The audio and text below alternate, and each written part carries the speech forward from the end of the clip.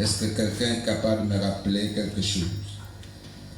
Nous avons dit que cette année, c'était une année difficile, n'est-ce pas? Amen.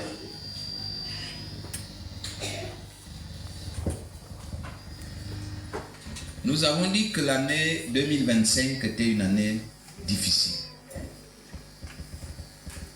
Mais nous avons dit que ceux qui vont persévérer, ceux qui vont résister, vont remporter la couronne de gloire. Alléluia. Commençons. Si on attaque du côté des travailleurs, la deuxième tranche qui était promise de rappel n'a pas été payée. Difficulté. N'est-ce pas? Si on continue, on se rend compte que l'année scolaire a été même perturbée. Parce qu'il y avait une élection présidentielle qui n'était pas prévue. Qui n'était pas prévue à ce mois. N'est-ce pas? Perturbation. Si on continue, on se rend compte qu'il y a même des gens qui dorment en ce moment dehors, encore jusqu'aujourd'hui, dehors à Libreville avec leur bagage. Il y a cela 2 semaines ou 3 semaines, elle les a trouvés à Libreville. Les gens entraînés avec leur bagage. Jusqu'aujourd'hui, il y en a qui n'ont pas encore trouvé de logement. C'est une année compliquée. Et elle n'est pas finie. Alléluia. C'est pour ça que ce matin, je vais te prêcher comme thème. Les saisons difficiles n'annulent pas les promesses de Dieu. Les saisons difficiles n'annulent pas les promesses de Dieu.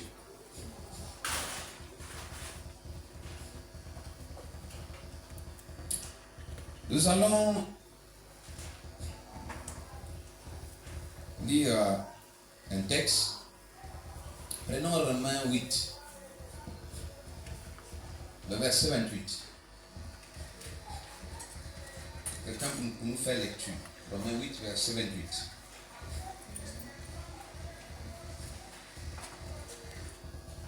Romains 8, verset 28. Oui, on lit la parole.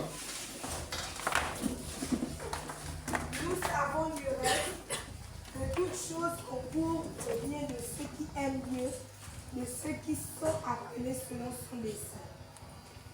Alléluia. Amen. On peut s'asseoir. Nous savons du reste que toutes choses concourent au bien de ceux qui aiment Dieu et de ceux qui sont appelés selon son dessein.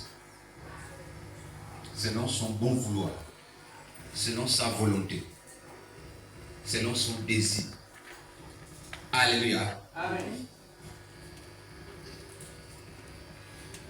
Chacun de nous, bien-aimés, nous traversons des saisons difficiles. Ça, nous le savons. Ne vous occupez pas des chaises qui sont vides, parce qu'il y a beaucoup qui ont veillé mais qui ne résistent pas au sommeil. Il y a les membres de la sécurité qui ont encore dormi là, parce que certains sont vraiment en train de somnoler. Nous avons dit que toutes choses concourent au bien de ceux qui aiment Dieu et de ceux qui sont appelés selon son bon vouloir, selon sa volonté, selon son bon plaisir. Alléluia. Amen. Et je venais de dire que chacun de nous traverse des saisons difficiles. Personne ne peut dire ici qu'il n'a jamais traversé un moment de difficulté. Alléluia. Quel que soit son statut, son âge ou sa position sociale. Il y a eu peut-être des maladies, il y a eu peut-être la perte d'un enfant, il y a eu peut-être la perte d'un parent, il y a eu certainement la perte d'un emploi, il y a eu certainement la perte un divorce, quelque part. On a traversé des saisons difficiles. Alléluia. On a traversé des épreuves.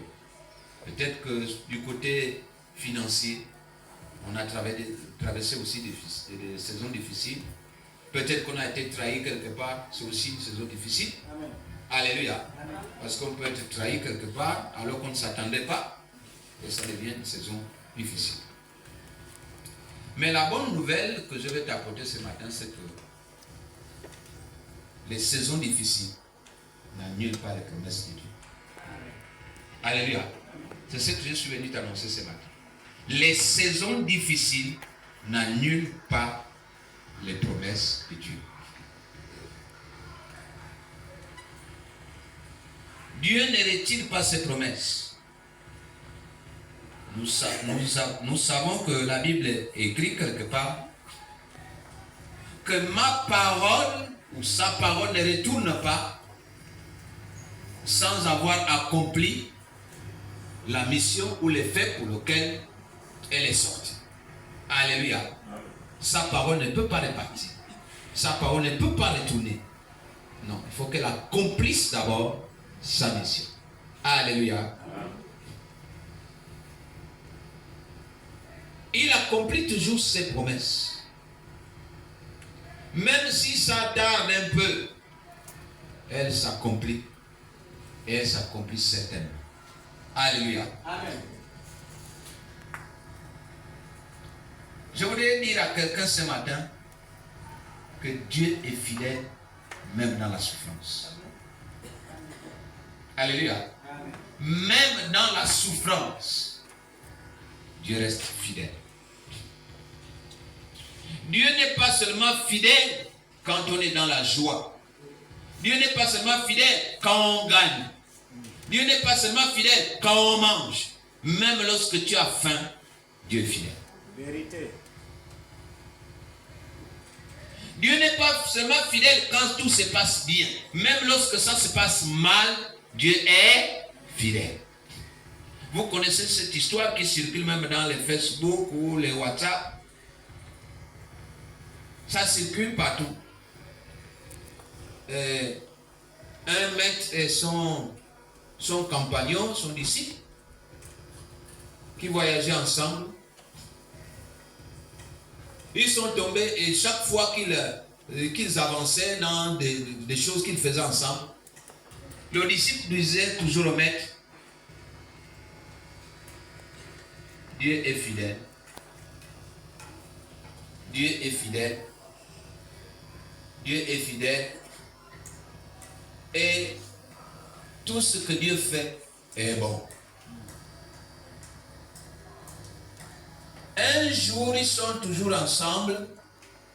Et puis, il y a une embuscade qui est tendue. On coupe le doigt du maître. Et le disciple dit encore, tout ce que Dieu fait est bon. Bon, le maître a dit, bon, comme toi tu veux te moquer de moi, tu penses que si Dieu, tout ce que Dieu fait est bon, même me couper le doigt est bon, je te mets en prison. Tu vas aller voir si c'est bon là-bas. Le disciple est parti en prison. Bon. Le maître a continué, il est parti. Et pendant qu'il partait encore, voici les bandits qu'on envoie pour aller attraper les gens pour aller donner au sacrifice. Arrive et le trouve, l'attrape pour aller lui donner un sacrifice. Quand on veut aller lui donner un sacrifice, là il était seul, il n'avait pas son disciple, le disciple est en prison. On va aller lui donner un sacrifice, on l'amène là-bas, on l'attache, tout. Et il arrive.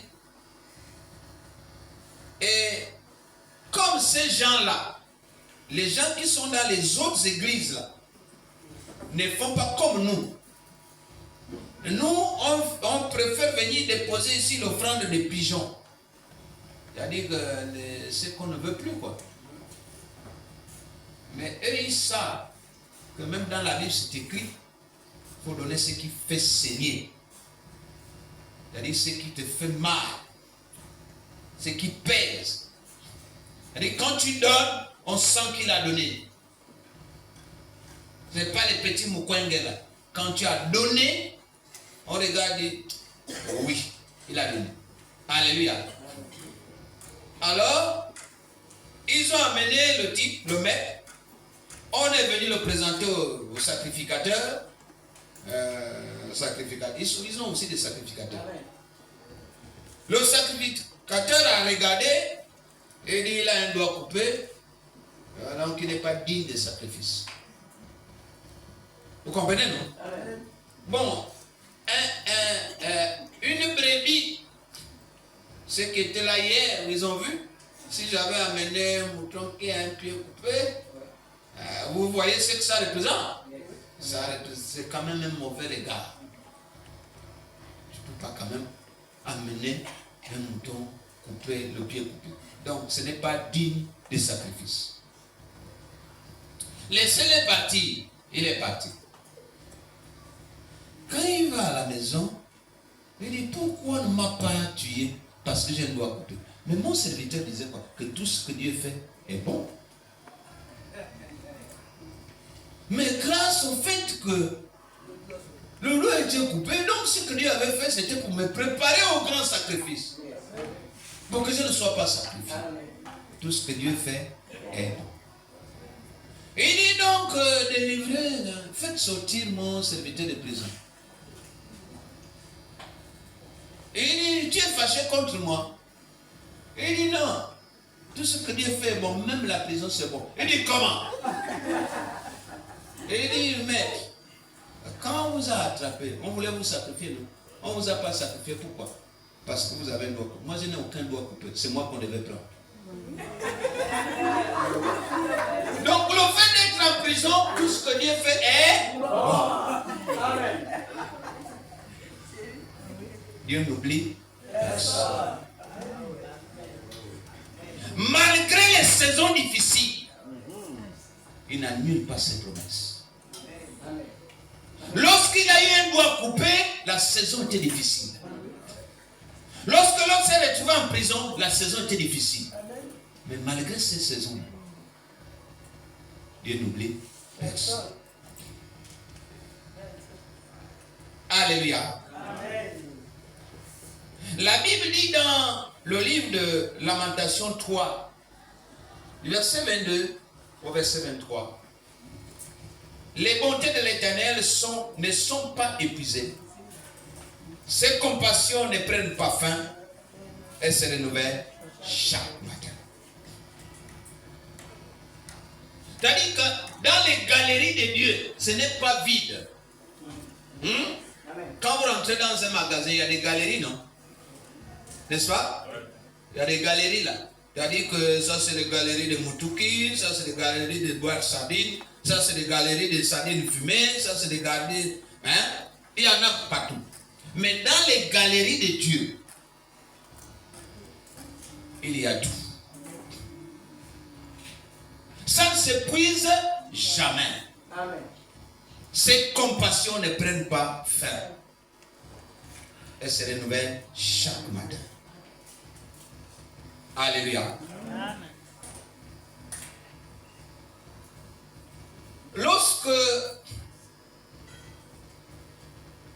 Parce que Lamentation, c'est Jérémie qui va écrire. Lorsque Jérémie écrit ces paroles, les murs de Jérusalem sont en ruine. Les murs de Jérusalem sont en ruine. Mais il dit, les bontés de l'Éternel ne sont pas épuisées.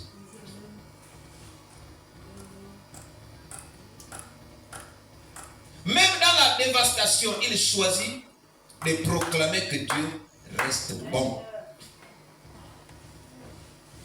Même dans la douleur, Jérémie a préféré proclamer que Dieu reste bon. Je ne sais pas ce que tu cherches dans ton cœur. Je ne connais pas ton besoin. Je ne connais pas les désirs de ton cœur. Mais la seule chose que je connais, c'est que Dieu reste bon et fidèle. Amen.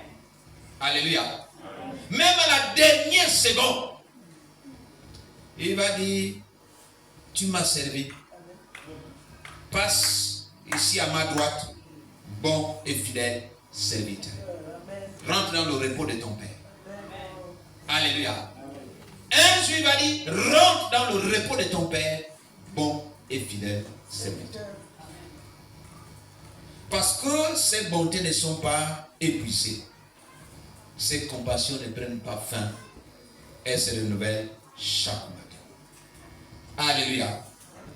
Dieu n'oublie pas ses enfants dans l'épreuve. Il marche avec eux dans la vallée. Il marche avec eux dans quoi? Dans la vallée. Psaume 23. Pendant que je parle de la vallée. Psaume 23. On parle de la vallée dans Psaume 23. Voyez un peu le verset 4. Ça dit quoi? Psaume 23, verset 4. Quand je marche dans la vallée de l'ombre de la mort, je ne crains aucun mal, car tu es avec moi. Même lorsque tu es dans l'ombre de la vallée de la mort, Dieu est avec toi. C'est quoi l'ombre de la vallée de la mort? Ça peut être dans la maladie. Même lorsque tu es dans la maladie, Dieu est avec toi. Son bâton et sa houlette te rassurent. Alléluia. Alléluia. Amen. Même lorsque tu es dans la souffrance, même lorsque tu es dans l'épreuve, c'est-à-dire que là, tu ne sais plus quoi faire. Ton avenir est sombre. Tu ne vois plus rien devant. La seule chose que moi je connais, c'est que Dieu est avec toi. Alléluia. Tu peux l'oublier, mais lui ne t'oubliera jamais. Est-ce qu'une femme peut oublier qu'elle a enfanté un jour? Elle ne peut pas oublier. Même si c'est un mort-né, elle sait. Mais si une femme sait, ce n'est pas Dieu qui va oublier. Alléluia. Ce n'est pas Dieu qui va oublier. Dieu, malgré l'épreuve, malgré la misère, malgré les difficultés, Dieu n'oublie personne. Même lorsque tu traverses l'ombre de la vallée de la mort, tu ne craindras aucun mal. Alléluia. Amen. Je voudrais dire à quelqu'un que les promesses de Dieu sont plus fortes que les circonstances. Les promesses de Dieu sont plus fortes que les circonstances.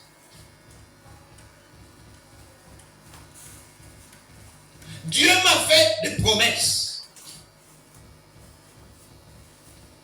Et Dieu t'a aussi fait des promesses. Alléluia. Dieu t'a aussi fait des promesses.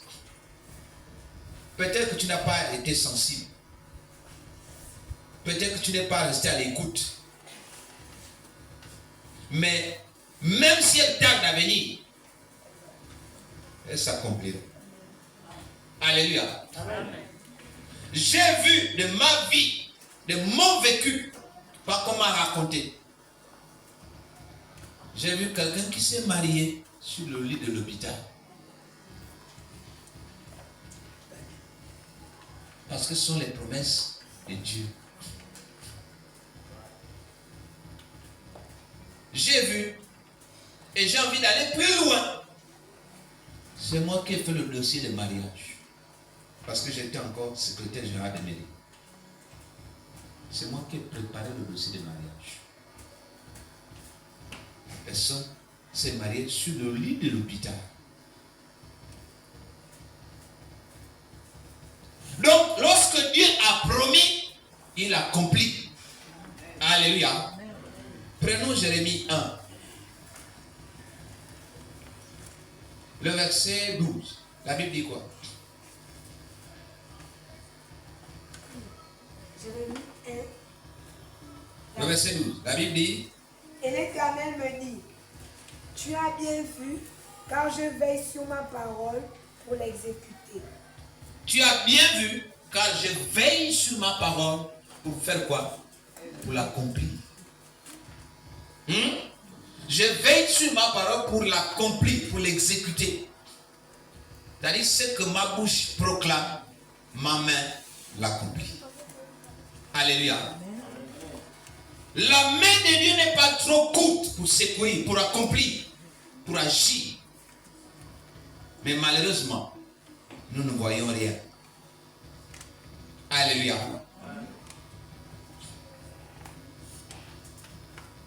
Lisons Genèse 50,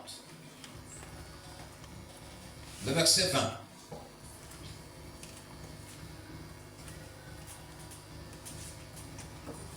Genèse 50, verset 20. La Bible déclare, Dieu fit du bien aux sages femmes, et le peuple multiplia et devint très nombreux. Genèse 50, hein? Oui. Genèse 50, verset 20. Oui. Tu as la page. Genèse Verset 20.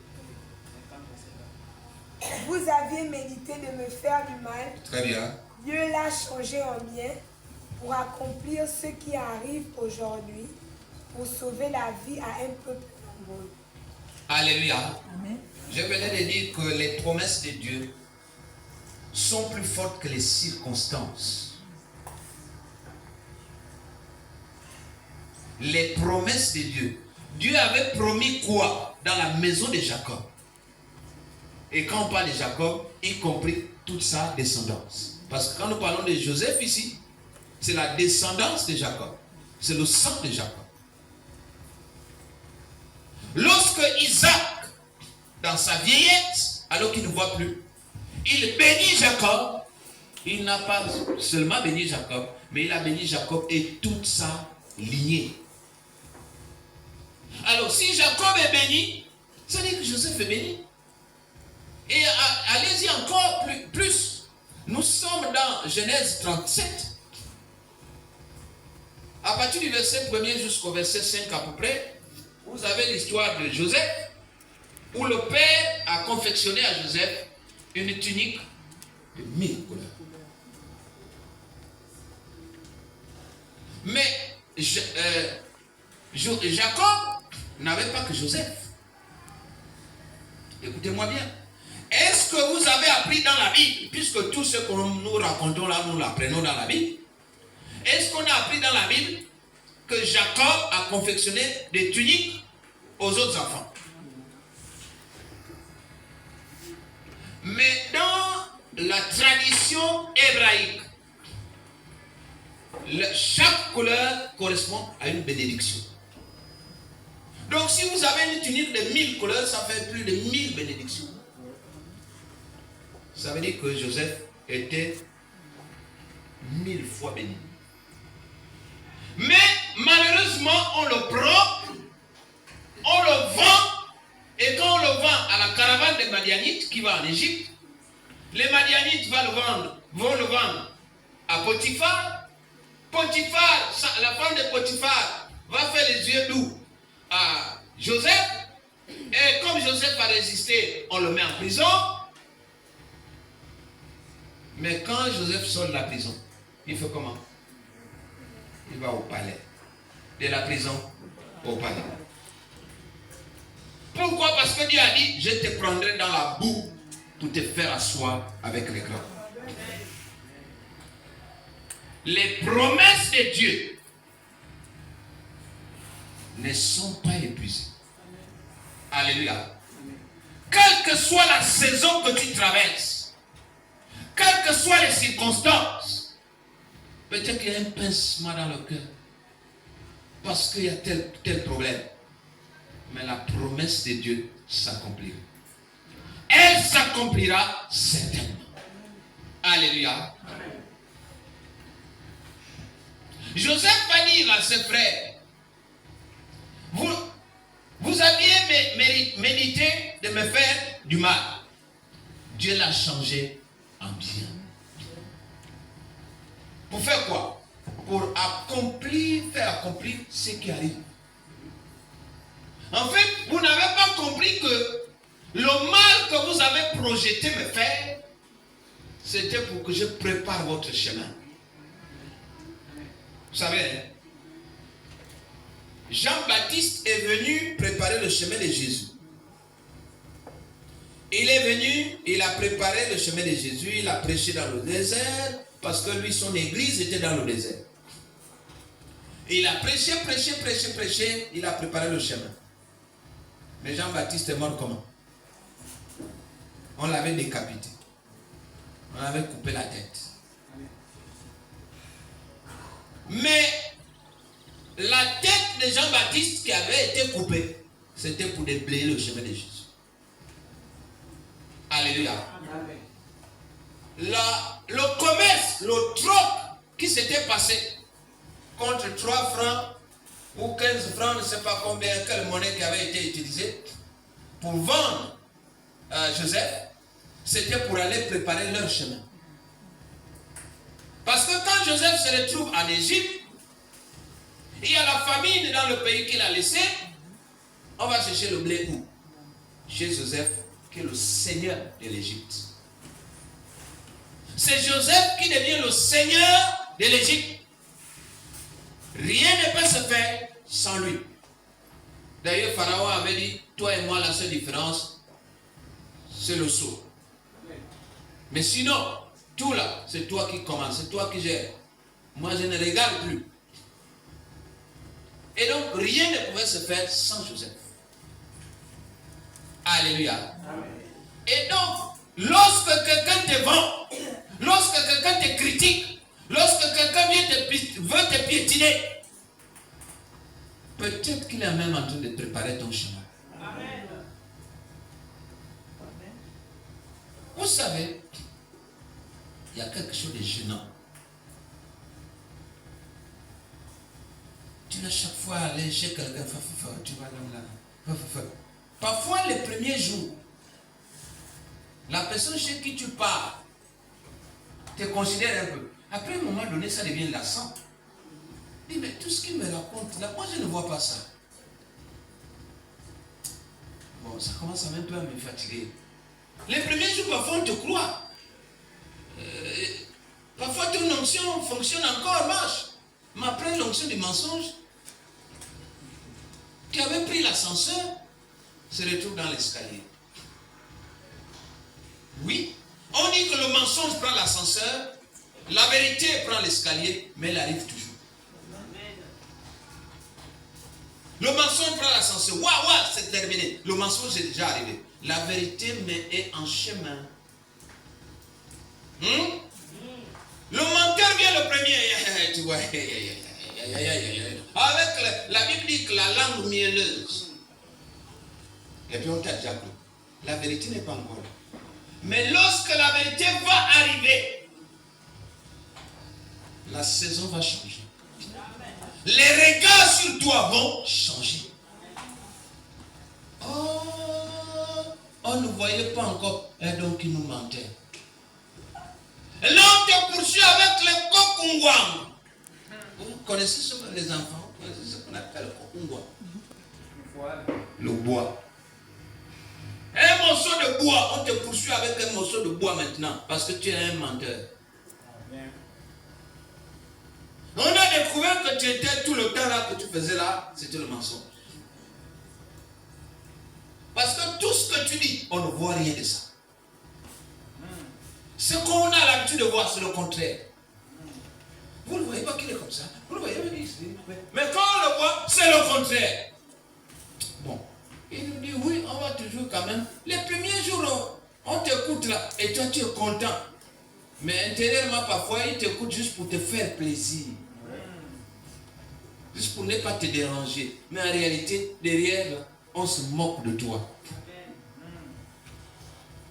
Vous comprenez, non? On t'écoute pour te faire plaisir. Bon, on va encore faire comment? Moi, j'ai un frère comme ça. Je vis avec lui comme ça. Lui, on ne le contredit jamais. J'ai un frère de même père. Si tu le contredis, vous êtes des ennemis. Donc même si c'est pas bon, il dit oui c'est bon.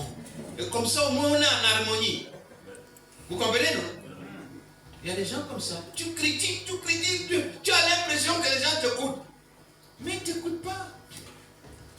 Il te faut seulement plaisir, juste pour l'image, pour la photo. Et on dit pour la photo. Juste pour faire beau quoi.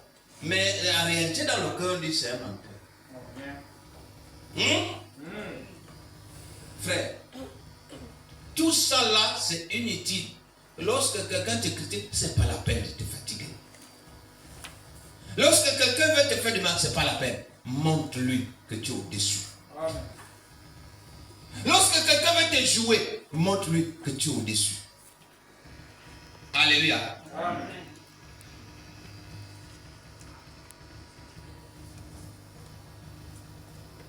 Bien-aimé. Joseph avait été vendu.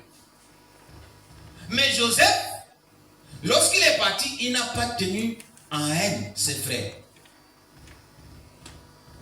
Il a compris que c'est le jeu de Dieu. Il a compris que Dieu était dedans. Il a compris que malgré les étapes qu'il traversait, malgré les difficultés qu'il avait, malgré la prison qu'il a endurée, Dieu était dedans. La preuve que Dieu était dedans, c'est que même en prison, il était le chef des prisonniers. Et il était déjà l'ami des gardiens. Le chef des prisonniers, l'ami des gardiens. Donc, les gardiens pouvaient même sortir pour dire, tu gardes tes frères. Amen. Alléluia. Amen. Tes frères d'armes, tu les gardes. Tu as compris, oui. Bon, c'est toi que je laisse là, tu es le chef. Alléluia. Amen. Dieu n'est pas limité par le rejet, l'injustice ou, disons, le temps ou le délai. Dieu n'est pas limité par ça. Ce n'est pas parce qu'on te rejette que Dieu n'est plus dedans. Ce n'est pas parce que le délai est passé que Dieu n'est plus dedans. Ce n'est pas parce que le temps est court que Dieu n'est plus dedans.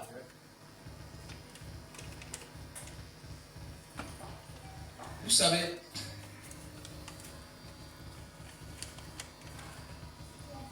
le plus grand problème de l'homme, c'est le temps. J'ai envie de te dire une vérité ce matin que tu ne savais pas. Le temps ne passe pas.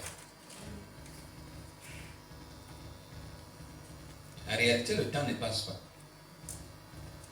C'est nous qui passons, c'est nous qui vieillissons. Est-ce que vous comprenez ça?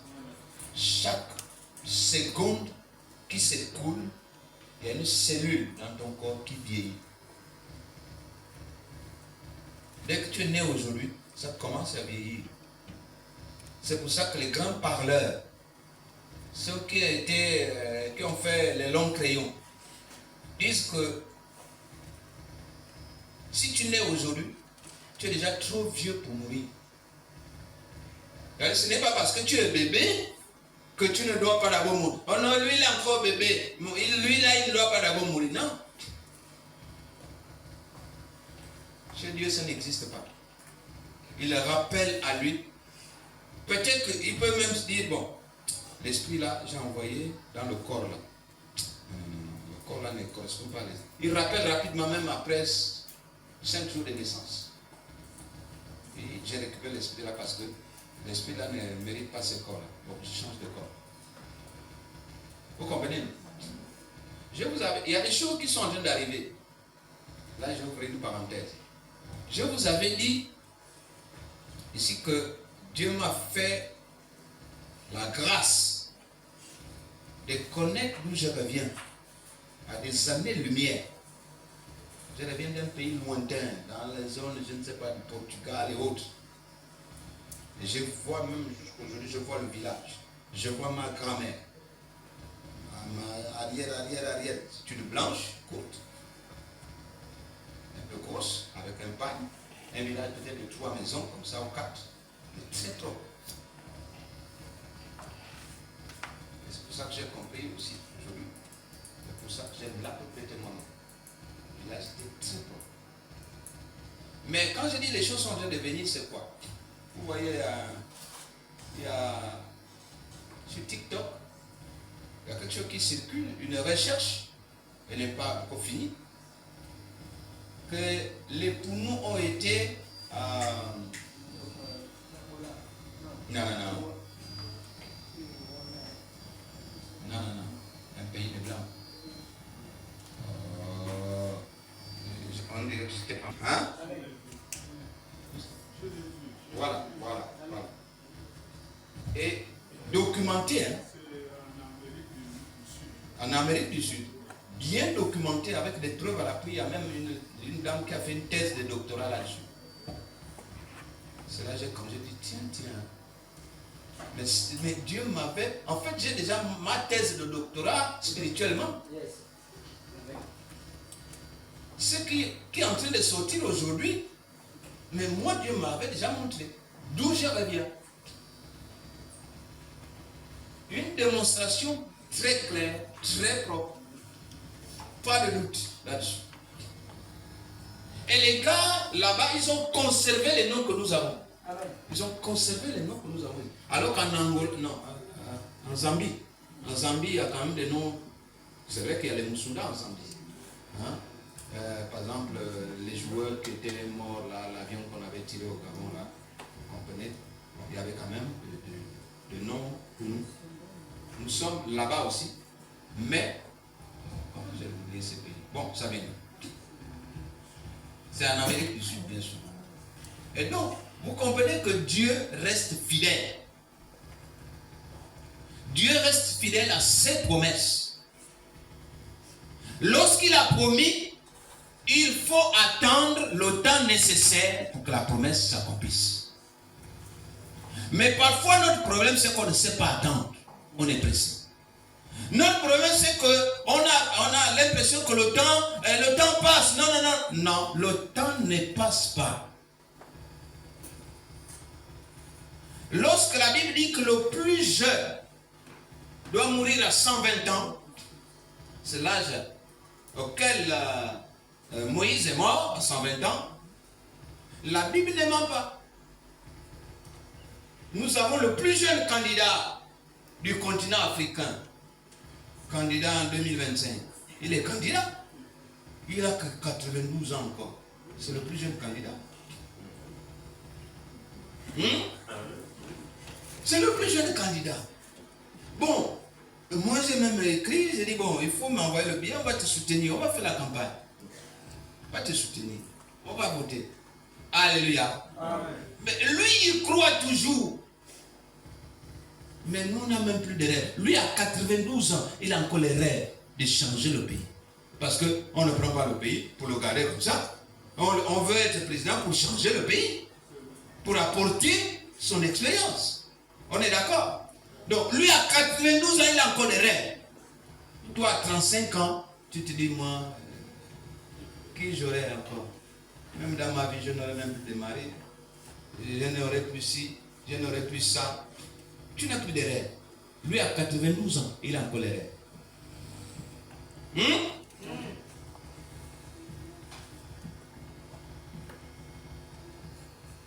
Les difficultés que tu traverses, les moments sombres que tu as, ne vont jamais annuler les promesses de Dieu. Alléluia. C'est scellé, c'est scellé. Scellé dans les deux sens que j'ai en ce moment dans ma tête. Le sens où c'est regroupé, c'est attaché, mais le sens où Dieu a mis son sceau, c'est scellé.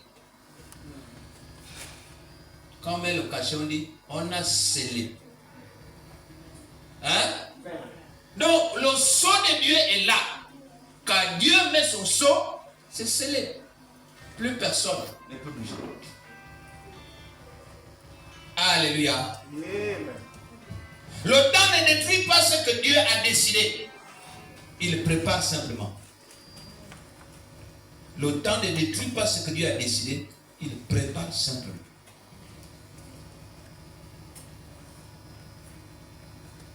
Les saisons difficiles nous préparent à la promesse.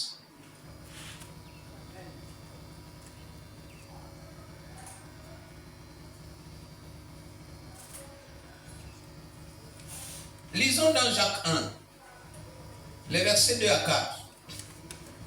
Jacques 1, versets 2 à 4.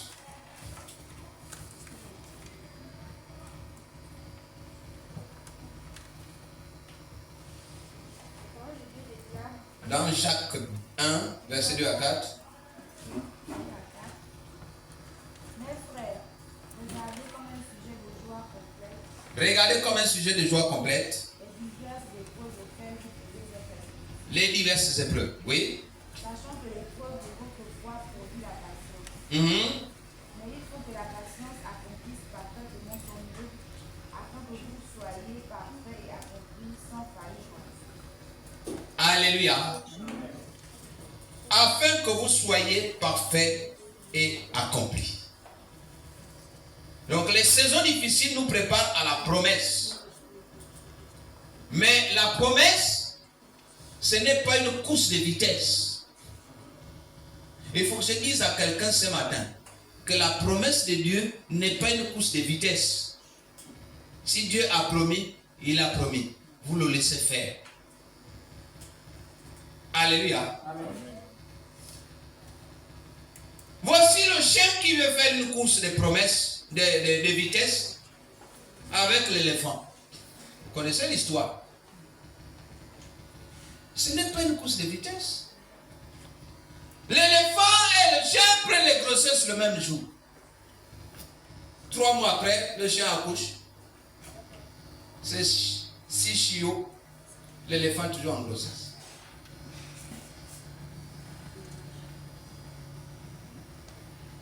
L'éléphant, le chien prend encore une deuxième grossesse. 3 mois encore après, il accouche 6 chiots, ça fait 12. L'éléphant toujours dans la même grossesse. 3 mois encore, le chien prend une grossesse, accouche encore 6 chiots. Ça fait combien? 18. L'éléphant toujours la même grossesse. Mais le chien a cru que c'était une course de vitesse.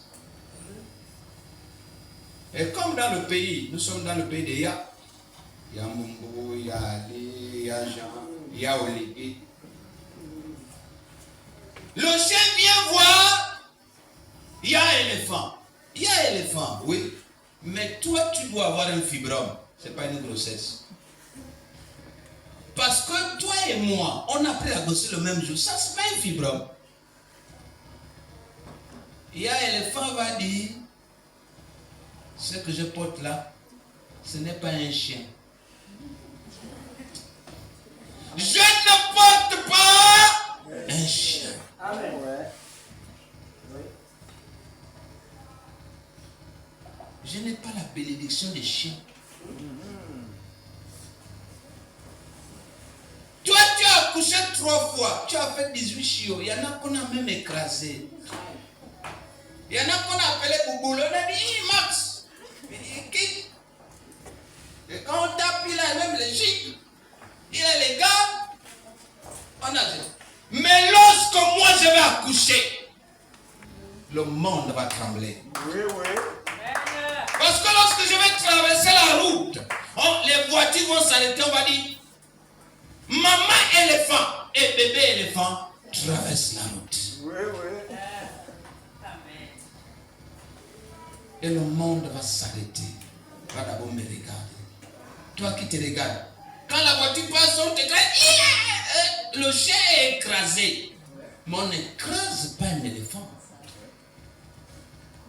Mais je voudrais dire à quelqu'un ce matin, si tu as la promesse d'éléphant, attends quand même. Et s'accomplira. Attends simplement. Elle tardera à venir, mais elle s'accomplira. Tu n'as pas un chien. Ce n'est pas la promesse d'un chien qu'on t'a faite.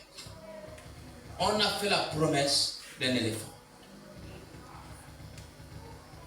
Parce que les bénédictions de Dieu ne se font suivre d'aucun chagrin. Mais si on doit écraser ta bénédiction, là c'est un chagrin. Mais lorsque devant ta bénédiction, le monde se tord, le monde s'arrête pour dire c'est qui? On dit alors là, Oui, oui. je veux mon regard. Alléluia. Parce que la bénédiction doit étonner. La bénédiction doit, c'est-à-dire les gens doivent d'abord s'arrêter. Mais attends, c'est lui qui mérite ça. Mais c'est bien toi. Alléluia. C'est bien toi qui mérites ça. Même si il est où, Jerry? Il connaît le dictionnaire. Où le dictionnaire?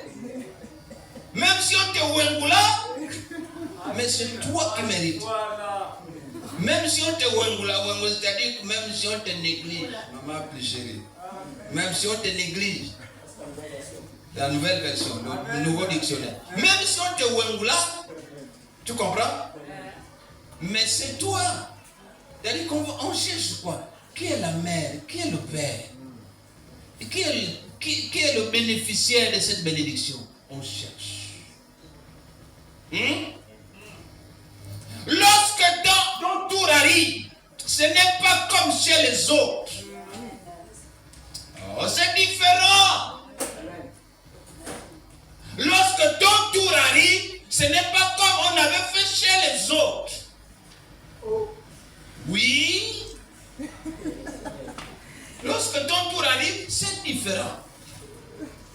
Chez les autres, on a fait comme ça, comme ça, comme ça, comme ça. Chez toi, ni non, chez moi, on ne fait pas comme ça. Alléluia. Parce que ce n'est pas la même chose.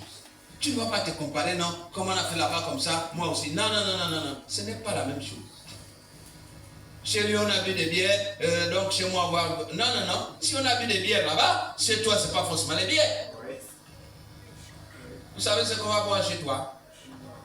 Du merlot. On va boire le merlot.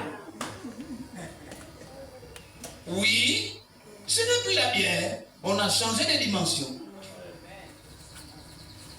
Parce que ça a été scellé depuis longtemps. Alléluia. En fait, quand tu vois les choses venir, c'est toi qui les découvres. Mais Dieu ne les découvre pas. Dieu les avait déjà préparés d'avance. La Bible dit, hein, Dieu a préparé, il y a des œuvres qu'il a préparées longtemps, d'avance pour nous, pour les accomplir. Alléluia.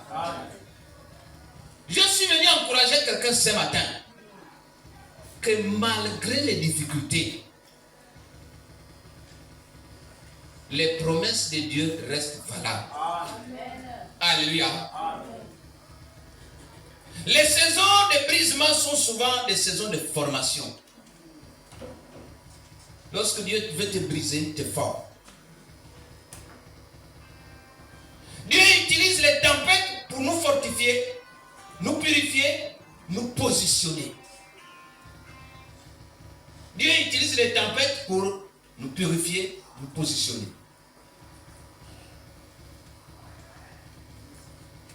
David a été formé dans la solitude avant de régner. David a été formé dans la solitude avant de régner. Vous connaissez là l'université de David? Qui connaît l'université de David? Oui? Dans la forêt, au milieu des moutons, au milieu des brebis de son père. C'est là qu'il a été formé. Il a été formé à tuer le lion. Il a été formé à tuer l'ours. Maintenant, devant le monde entier, il est venu tuer Goliath. Il est sorti de l'université, de la formation, pour aller faire l'application. Il a été affecté pour aller tuer quoi? Goliath. Moïse a fait son université dans le désert. Au buisson ardent. Et il a été affecté en Égypte pour aller délivrer le peuple. Mais David a été formé, a été brisé dans le secret, dans le silence. Alléluia. Peut-être que tu es brisé. Peut-être que Dieu, en ce moment, veut te former. Mais reste dans le silence, dans le calme, dans la sérénité. Alléluia. Amen. Ce que tu vis n'est pas une fin. C'est une transition vers la promesse. Ce que tu vis n'est pas une fin, mais une transition. Une phase transitoire pour atteindre la promesse.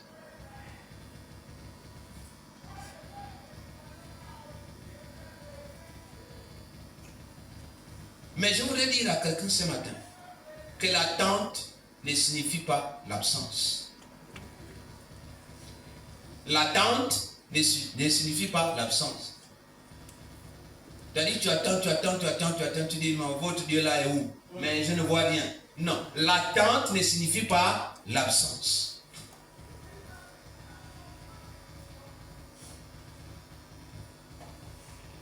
Habakkuk 2, verset 3. Nous allons boucler bientôt.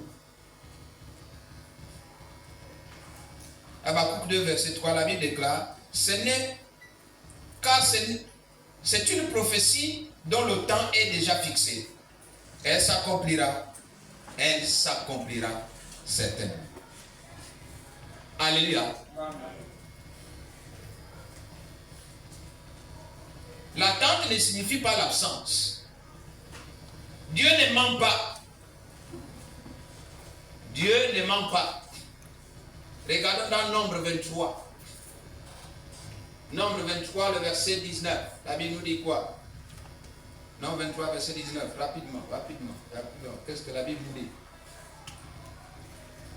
Nombre 23, verset 19. La Bible déclare. Nombre 23, verset 19. La parole de Dieu déclare, Dieu n'est point un homme pour mentir. Dieu n'est point un homme pour mentir. Ni le fils d'un homme pour se repentir. Ce qu'il a dit, ne le fera-t-il pas? Ce qu'il a déclaré, ne l'exécutera-t-il pas? Dieu n'est pas un homme pour mentir, ni le fils d'un homme pour se repentir. Alléluia. Ce qu'il a dit, il le fera. Si Dieu a promis, il le fera. Ton rôle, c'est croire, c'est persévérer, c'est rester fidèle. Lui, il a déjà parlé. Il a déjà promis. Mais ton rôle, c'est de croire, c'est de persévérer, c'est de rester fidèle. Tu crois, tu persévères, tu restes fidèle. Et ça compte.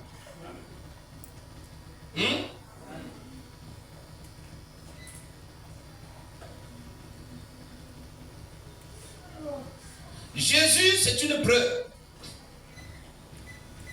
La preuve ultime que la souffrance n'est pas la fin.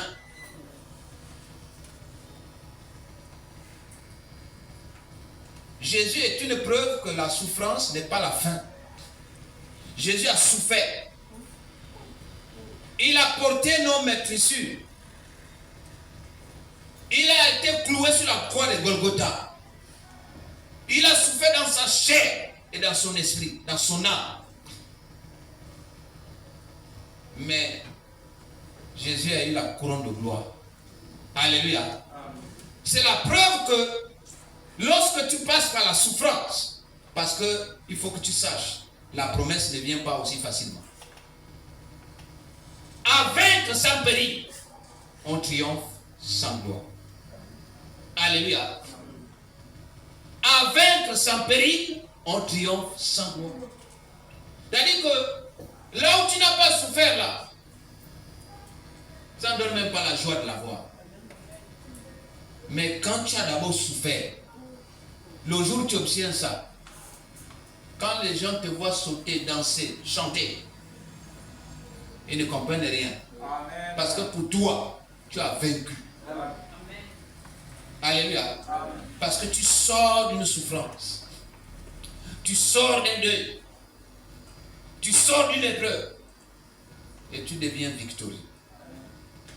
Ton nom ne sera plus jamais Jacob. Tu seras appelé Israël. Amen.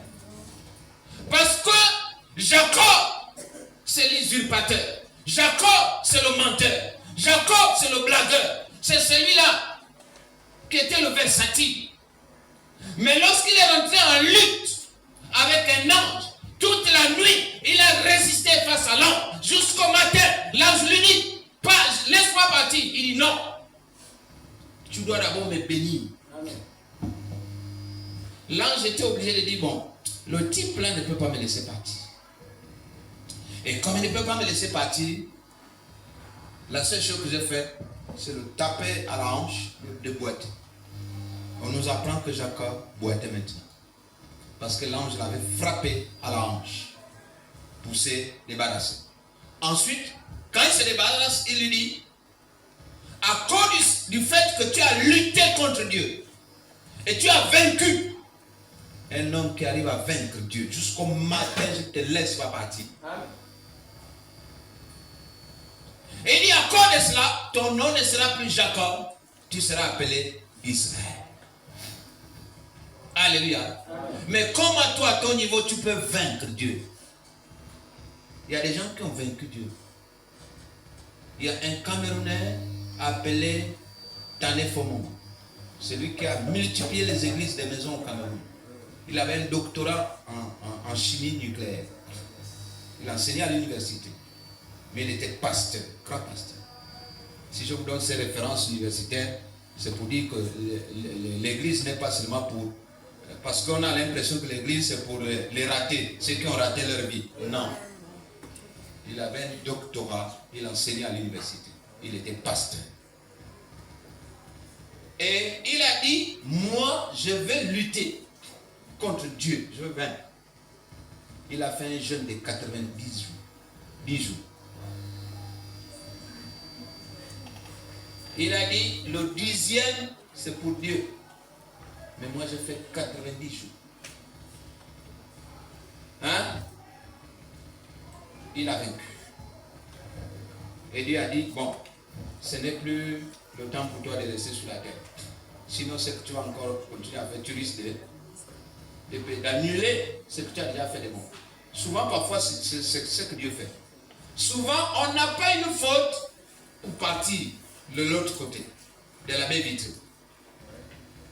Pour partir de l'autre côté de la baie vitrée, parfois, on n'a pas fait une faute. Mais Dieu a jugé que ce n'est plus le moment. Ce n'est plus le temps. Parce que si on te laisse encore longtemps là, tu risques de pécher. Alors Dieu te soustrait.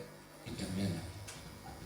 Alléluia. Amen. Il peut t'ôter la vie, mais pour te donner une autre vie ailleurs. Parce que en dehors d'ici, il y a une vie ailleurs. Alléluia. Amen. Même Jésus est passé par la croix avant la gloire. Jésus est passé par la souffrance avant la gloire. La souffrance du vendredi n'a pas annulé la victoire du dimanche. La souffrance du vendredi n'a pas annulé la victoire du dimanche. Il avait souffert vendredi. Le dimanche, il est ressuscité. Et il vit avec nous. Éternel. Alléluia. Il vit avec nous éternellement. Ta croix annonce ta résurrection. C'est-à-dire la souffrance que tu portes là, les difficultés que tu traverses là, ça annonce le fait que la bénédiction est en train d'arriver. La Bible dit, hein, lorsque tu entends le bruit des pas sur la cime des arbres, sache que ta bénédiction est proche. Amen. Lorsque tu entends le bruit des pas sur la cime des arbres, tu entends les pas, le bruit, bing, bing, bing, bing. Ne fuis pas, c'est ta bénédiction qui arrive. Amen. Oh, ne fuis pas avec la télévision, la télécommande arrive derrière. Amen. Pendant que tu fuis, tu crois que tu as fui, mais c'est la télécommande qui est en train d'arriver. Sans télécommande, les télévisions d'aujourd'hui, il n'y a plus les boutons qu'on laisse comme les télévisions d'avant. Avant, on pouvait même manuellement manipuler. Aujourd'hui, sans télécommande, la télévision ne fonctionne pas. Mais toi, tu fuis, tu dis, il faut en train de me poursuivre. Le fouet, mais le fouet t'amène quoi? La télécommande. Amen. Alléluia. Amen. Non, le fou n'est pas venu pour te détruire. Il est venu pour t'apporter la télécommande. Alléluia. Amen. Ne laisse pas la saison difficile te voler la foi. Ne laisse pas la saison difficile te voler la foi. Dieu n'a pas changé. Sa promesse tient toujours. Il travaille même quand tu ne vois rien. Le silence de Dieu n'est pas synonyme de son absence. Même lorsque tu ne vois rien, Dieu est en train de travailler en ta faveur. Il il est le Dieu qui commence et achève. Il est le Dieu qui commence et achève. Nous sommes dans Philippiens 1, le verset 6.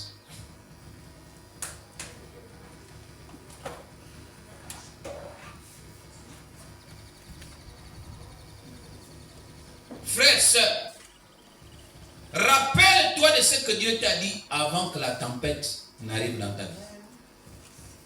Avant que tu ne rentres dans les difficultés, avant que tu ne rentres dans la souffrance, Dieu t'a quand même dit quelque chose.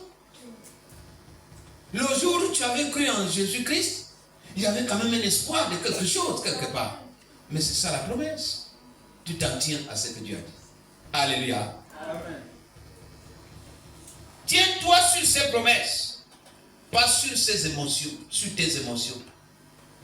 Parce que je sens que, on dirait que, je vois que non, tu te tiens sur les promesses de Dieu, pas sur tes émotions. Pas sur ce que tu sens, pas sur ce que tu crois. Alléluia. Le désert n'est pas la destination, mais un passage. Le désert n'est pas la destination, mais un passage.